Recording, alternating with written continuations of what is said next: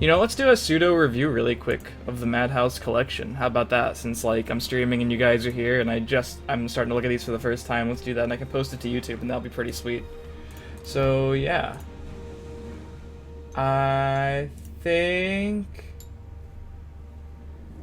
Alright, first we're gonna go for a Ring of Imaginary Might. So what do I think about this card? We've already obviously talked about it a little bit. +0/+2, summon the wielder's power becomes equal to its health.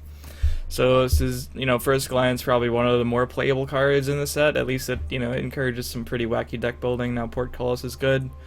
I don't know if this card will be like tier 1 playable, but, it could even be like a 1 or 2 of tech in certain decks that have some synergy with it, like if you play Snowy Sabercat or something. And, decks in the future, or ramp decks, or like Corey's doing, making the big butt combo with a bunch of Old Gate Wardens and Portcullises and stuff. I like it. Alright, what's this one? Shivering Apothecary. 4-drop 2/2, summon a random elixir. Alright, this is pretty cute, especially for like Arena. Because there's a lot of like almost playable elixirs that like, yeah, the effect's good, but I don't want to draft them. Or like, I don't want to actually include in my constructed deck. I still think this card is maybe too bad for constructed. I wonder if you're able to get the Elixir of Magicka. That's something interesting, I guess, because it's not really a card, but it is an elixir. So, I don't know. For this card, I think, it could be somewhat decent in Arena, because the effects are pretty useful in a format like that, but it could be too slow for constructed, of course. Gardener of Swords, 1/1 when you equip an item to another creature, equip a copy of it to Gardener of Swords. I think this is generally considered as, like, one of the worst ones they've shown in, like, the 3 they've shown between this, the Ring, and, the Orc card we'll get into later. So I don't know, like this card seems like it would fit in like a really aggressive Battle Mage deck or something, or with Merrick. But with Merrick, it has to like live for a turn, right? Because it doesn't just have charge, so it just seems like overkill in that deck and like slightly too slow for Battle Mage. But it's kind of a wacky card. I like the design at least. I don't know about its playability. Let's go to the ones we don't know. Merchant's Camel. Someone look at the top 3 cards of your deck, put one into your hand and discard the others. This card actually seems kind of strong in, like, certain control decks. The stats are really bad. But, I mean, they kind of work with the Ring, right? And if you're playing a combo deck with Ring, you're trying to filter to the Rings and, like, your Portcullises and stuff. It seems weird to, like, filter to your Portcullises. But especially if we have, I don't know, any, like, graveyard interaction in the future besides, like, Black Robe Necromancer, which clearly isn't really a control card, and this clearly is because its stats are just awful for being aggressive. Yeah, I kind of like this card. So, Illusory Mimic. Summon Illusory Mimic gains all keywords on the top 3 cards of your deck. Another keyword support card. How good could this realistically be, though? Because a lot of your cards are going to be cards with keywords. They're going to be Lightning Bolts, they're going to be Royal Sages, Black Robe Necromancers. I'm assuming that's, like, Sorcerer, but even an Assassin. I mean, yeah, like playing a 6-drop 5/5 with any one keyword that's not ward is not great. So I'd probably be tempted to play it in Sorcerer because I think slightly more things have ward. Seems a bit slow to me. Obviously weak to silence. I mean, there aren't that many great things to do on turn 6, but the problem is that those decks don't really need to do anything on turn 6. They can just win the game with their existing force. Swindler's Market. Ongoing support. When you play a 0-cost card, deal 1 damage to your opponent and gain 1 health. Interesting, so they're really trying to make us play Smuggler's Hall, right? I honestly don't know.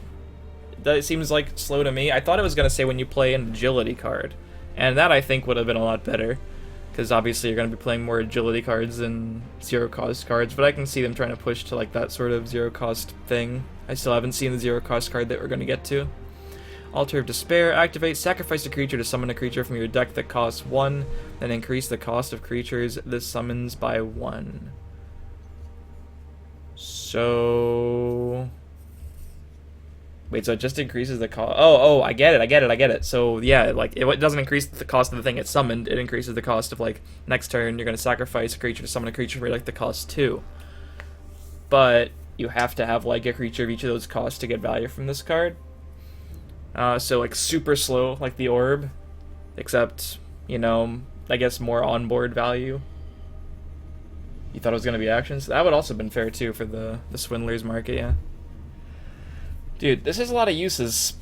So, like, eventually you can just get up there, and if it's just unchecked for tons of turns, you can start summoning, like, Manacora, Zero-to-Vings from your deck, or whatever. But by that point, it's definitely, like, turn 16 or something. And it does have some inherent randomness, and you have to sacrifice things. Yeah, really, really slow card. Stone Shard Orc, 3-drop 2/1 summon, deal 1 damage to an enemy creature for each friendly orc. I think this card is pretty reasonable in orcs. You already have some good 3s though, right? With Battle Rage Orc and the Morkel Gatekeeper. So, I mean, I don't know if it like makes it in all the aggro variants. If you're going like full orc, I assume it makes it because it's a really good card and it can just like one-shot some guards and stuff. It's not uncommon to have like 3 or 4 orcs out, so that can be pretty good against something. So yeah, I think this card is actually one of the better ones that has been previewed so far. Close call, unsummon a friendly creature. So take a card from play and put it into its owner's hand. I don't know if I love that it's a new keyword. You could just say return it to your hand, sort of. Maybe Forsworn Guide is gonna change its text because of that, like unsummon a friendly creature and gain +2/+2 or something, because they kind of do the same thing. Yeah, this could actually like be playable in certain decks, just like because you're reusing battle cries. Actually, reusing summon effects is nice.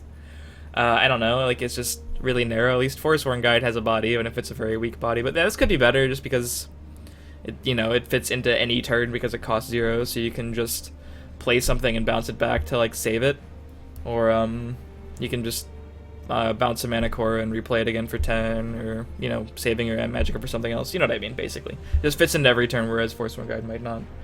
I don't know if that makes it good enough.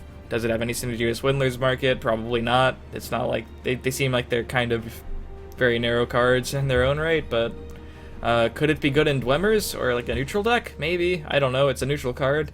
Forsaken Champion, 3/3 summon a friendly creature. Choose a friendly creature. Friendly creatures of the chosen type have +1/+1.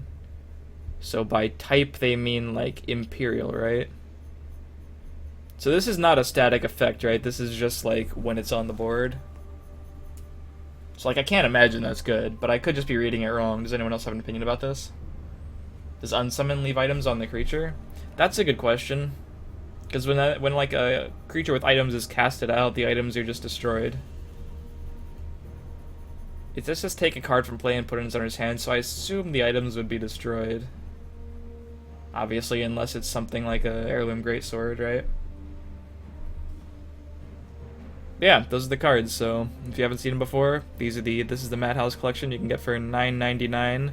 Play sets of all of them, plus an arena ticket, so be sure to check that out. And leave your thoughts, if you're watching this little preview video, in the comments below. And I'll see you next time. Now